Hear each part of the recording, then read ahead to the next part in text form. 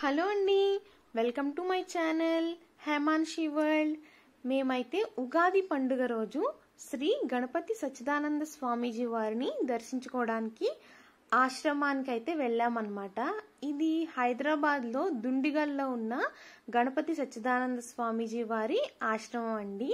మేమైతే ప్రతి ఇయర్ ఉగాది పండుగ రోజు అప్పాజీ వారిని దర్శించుకోవడానికి అయితే వెళ్తామండి.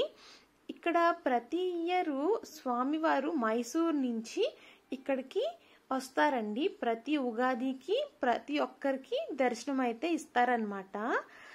మార్నింగ్ సాయంత్రం అయితే కనుక ఇక్కడ రాగసాగర భజన్స్ అన్నీ జరుగుతాయండి. ఇక్కడ చాలా గుళ్ళు కూడా ఉంటాయన్నమాట. వినాయక స్వామి, శివుడు, దత్తాత్రేయ స్వామి అండ్ అమ్మవారు, సుబ్రహ్మణ్య స్వామి కూడా ఉంటారనమాట.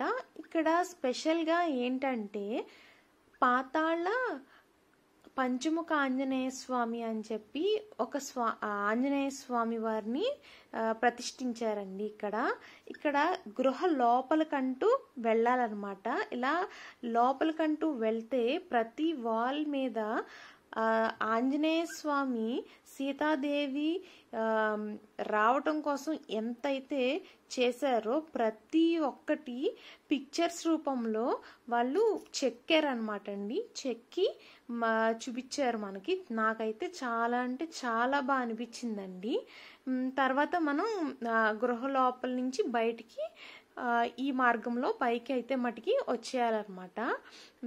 ఈ ప్రతి ఒక్కరూ దర్శించుకోవాల్సిందండి. నాకైతే బాగా అనిపించింది. ఇక్కడ ఇంకా బయటకు వచ్చేసిన తర్వాత ఇక్కడైతే అప్పాజీ విగ్రహం అయితే పెట్టారనమాట. సేమ్ అప్పాజీ కూర్చున్నట్టే ఉందండి. నాకైతే అసలు విగ్రహంలానే అనిపించలేదు. అప్పాజీ ఎలా అయితే ఉంటారో అలానే కూర్చుని దర్శనమిస్తున్నట్టుగానే ఉందన్నమాట. మీరు కూడా తప్పకుండా విజిట్ చేయండి టెంపుల్ని. అండ్ తర్వాత మేము ఇక్కడ హాల్కి అయితే వచ్చేసామండి. ఇక్కడ భజన్స్ అయితే చేస్తారనమాట. స్వామీజీ వారు, చిన్న స్వామీజీ వారు, పెద్ద స్వామీజీ వారు ఇద్దరు ఉంటారు.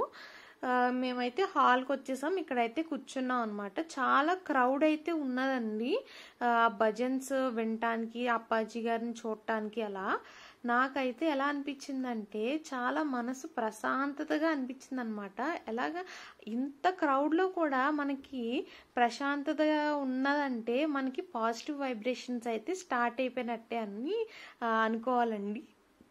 ఇక్కడ చాలా మంది ఉంటారు కదా, క్రౌడ్ వస్తారు కాబట్టి వాళ్ళకి కనిపించదు కదా స్వామీజీ వారు అక్కడ పూజ చేసేది అంతా. సో అక్కడ స్క్రీన్స్ అయితే ఏర్పాటు చేశారండి. మనం ఆ స్క్రీన్స్లో కనుక చూసుకోవచ్చు మనం.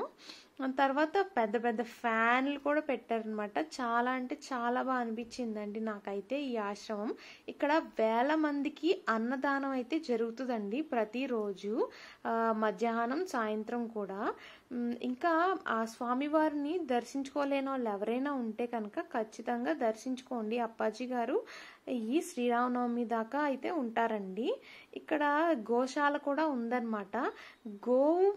గోవు మనకి ఎంత ప్రత్యేకమో అనేది ఈ పిక్చర్లో అయితే తెలుస్తుందండి. గోమాతలో అంతమంది దేవుళ్ళు అయితే ఉంటారనమాట. చాలా మందికి తెలియకపోవచ్చు గోమాత గురించి. అందుకని ఆ పిక్చర్ అలా గీగానే నాకు వీడియో తీయాలనిపించింది. సో నాకైతే బాగా నచ్చిందండి. ఇక్కడ రాముల వారి పట్టాభిషేకం పిక్చర్ అయితే మటుకి చాలా హైలైట్ అండి. ఇక్కడ అంతా చెక్కారు. ప్రతి ఒక్క దేవుళ్ళు ఇక్కడైతే ఉన్నారనమాట. ప్రతి ఒక్కళ్ళు హైదరాబాద్లో ఉన్న ప్రతి ఒక్కళ్ళు విజిట్ చేయండి. ఇక్కడ హైదరాబాద్లో ఉన్న వాళ్ళకి బెనిఫిట్ ఏంటంటే ఆశ్రమం వాళ్ళే బస్సెస్ అయితే ఏర్పాటు చేశారండి ఎక్కడికక్కడ. సో మీరు ఖచ్చితంగా వెళ్ళి దర్శించుకుని విజిట్ చేయండి టెంపుల్ని. మేమైతే కనుక ఇంకా ఇవన్నీ చూసుకుని రిటర్న్ అయితే వచ్చేసాం. ఈ వీడియో కనుక మీకు నచ్చినట్టయితే లైక్ చేయండి, సబ్స్క్రైబ్ చేయండి, గంట సింబల్ కొట్టడం మాత్రం మర్చిపోకండి. Thanks for watching.